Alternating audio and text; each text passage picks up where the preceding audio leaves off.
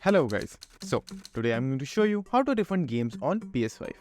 Now it's a very simple solution. So firstly what you have to do is simply open your browser, then just simply come to the PlayStation official site over here, then go to support, click on it, click on support, scroll down, click on PC store and refunds. Then again scroll down and after that click on refunds. Then over here just simply click on PS store refunds. Now over here you will find three types of refunds. So the one we are focusing on is game and add-ons. So choose that option. Now you will find few details, so read it carefully if you want to. And after that click on request refund. And after that scroll down.